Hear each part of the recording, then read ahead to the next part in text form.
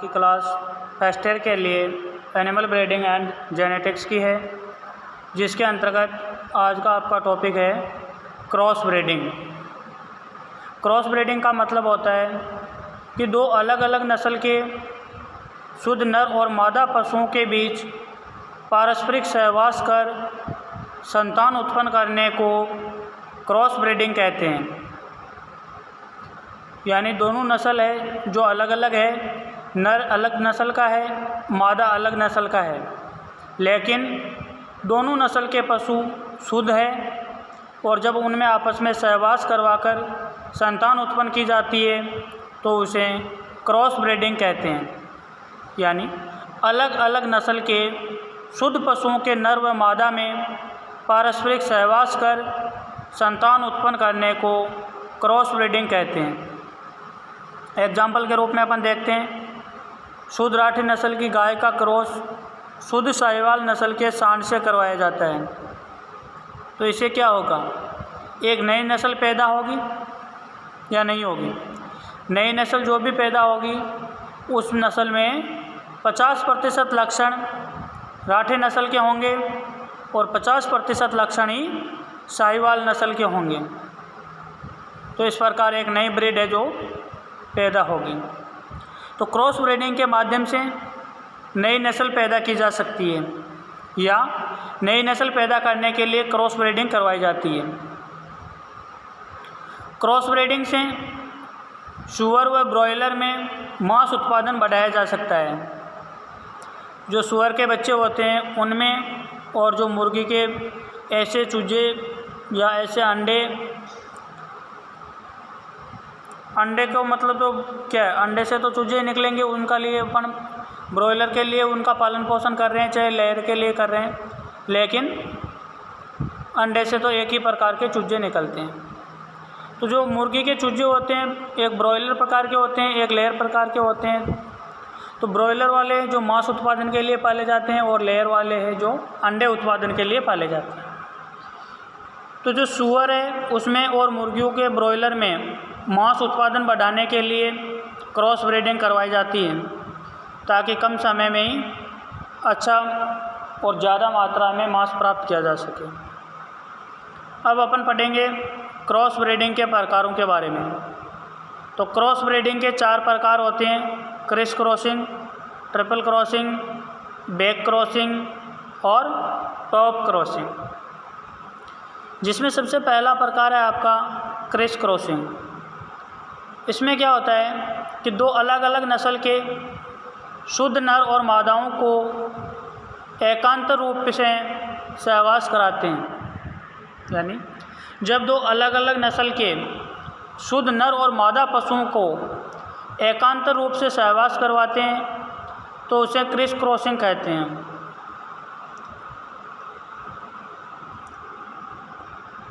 तो Chris crossing के दौरान जो बच्चे पैदा होते हैं उनमें से मादा बच्चे में 2/3 रक्त तत्कालीन पिता से और 1/3 रक्त दूसरी प्रयोग हुई नस्ल का होता है।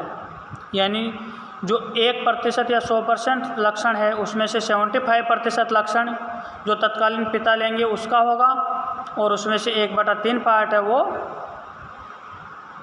जो दूसरी नस्ल अपने प्रयोग में ली है उसका होगा। जैसे एक मान लो अपने पास ए नस्ल का पशु है, दूसरा बी नस्ल का है। ए नस्ल का नर है, बी नस्ल की मादा है। दोनों अपने आप में 100% शुद्ध है। इनमें युग्मक बनेंगे तो 50% लक्षण है जो मादा के होंगे, 50% नर के होंगे। इसमें से जब इस नर का क्रॉस 100% शुद्ध मादा से करवाया जाता है तो यहाँ पे जो संतान पैदा होगी उसमें क्या होगा, 25% लक्षण तो उसमें किसके आएंगे, नर के आएंगे। ए नर है और बी मादा है। तो इसमें अपन ने क्या लिया है, नर लिया है। नर कैसा लिया है, जिसमें 50% शुद्ध लक्षण। तो अगली पीढ़ी में उसके कितने जाएंगे, 25%। और मादा अपने आप में क्या है, 100% शुद्ध है। मादा में से कितने आएंगे? 50%। तो प्रोजेनी के अंतर्गत 25% लक्षण ए नर के आते हैं और 50% लक्षण बी मादा के आते हैं। तो जो मादा बच्चियाँ पैदा होगी उसमें 75% लक्षण होंगे, उसमें 75% लक्षण होंगे। जो कहाँ से आएंगे? 25% आएंगे प्रोजेनी ए नर से और 50% आएंगे मादा से। तो ये कितने हो गए? 75%। जब इस मादा का क्रॉस 100% शुद्ध नर से करवाया जाता है तो नर से यहाँ पे कितने परसेंट आएंगे? 50% तो इस नर से आ जाएंगे। ये बुल ए लिख रखा अपन ने, ये 100% शुद्ध है अपने आप में, लेकिन इसका संतति में कितना जाएगा? 50%। और यहाँ पे ऊपर की तरफ देखो आप, यहाँ पे लिख रहा है प्रोजेनी 25% ए नर से। इसमें से कितने आएंगे? 12.5% आधे लक्षण आएंगे अगली पीढ़ी में। 12.5 और 50 प्रोजेनी जो नर आगा ए संतान उसमें 62.5% लक्षण होंगे और मादा में कितने होंगे? 75% का आधा। ये हो जाएगा आपके 37.5%। अब इसका क्रॉस एकांत रूप से करवाना, एक बार नर से, एक बार नर आपको 100% शुद्ध लेना है और दोबारा मादा 100% शुद्ध लेनी है। अब अपन ने सबसे पहले नर 50% लक्षण लिए थे नर के, लेकिन मादा क्या ली थी? 100% शुद्ध ली थी। फिर नर 100% लिया, अब फिर मादा 100% लेंगे। तो मादा के कितने आएंगे यहाँ पे? 50%। और नर के कितने आएंगे? नर के आ जाएंगे 62.5 से आधे कितने हो गए? 31%, 31.5। और इस मादा के कितने हो जाएंगे? 37.5 के आधे तो इसमें से आएंगे और 50 इसमें से आएंगे। तो 50 और 18.5 68.5% लक्षण होंगे। फिर वापस क्रॉस करवाएंगे, उसमें क्या लेंगे? नर 100% लेंगे।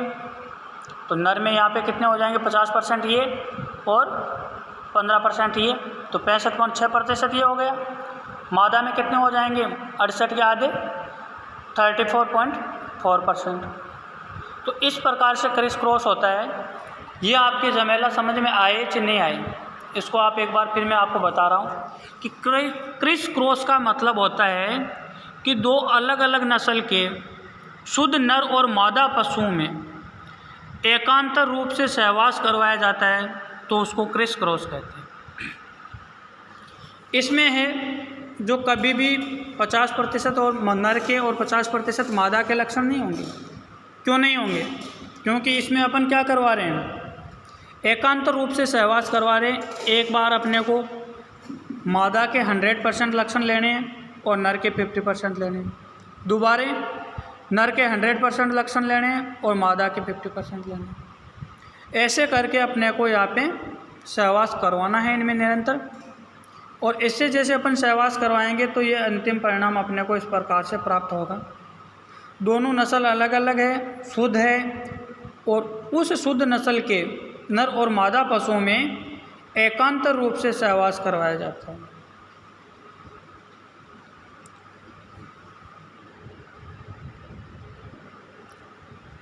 तो ये इस प्रकार आपके क्रॉस ब्रीडिंग का पहला प्रकार है क्रिस क्रॉसिंग, वो यहाँ पे कंप्लीट हो जाता है। ट्रिपल क्रॉसिंग के बारे में अपन नेक्स्ट क्लास के अंतर्गत पढ़ेंगे। ये यहाँ पे जो आपको एग्जाम्पल है ये आपको अच्छी तरह से समझ में आना चाहिए। कई बार एग्जाम में क्वेश्चन पूछ लेता है कि जब क्रिस क्रॉसिंग करवाया जाता है तो उसकी तीसरी पीढ़ी में नर के कितने % लक्षण होंगे, मादा के कितने % होंगे, या नर और मादा का ऐसी कौन सी प्रजनन की विधि है जिसमें नर और मादा का एकांतर रूप से सहवास करवाया जाता है, तो वह है आपके क्रिस क्रॉसिंग। और ये जो ब्रीडिंग का चैप्टर है इसमें से 101% 2 क्वेश्चन हर एग्ज़ाम में पूछे जाते हैं। तो ये आपके क्रिस क्रॉसिंग का जो टॉपिक था ये कंप्लीट हो गया। नेक्स्ट क्लास में अपन ट्रिपल क्रॉसिंग के बारे में चर्चा करेंगे।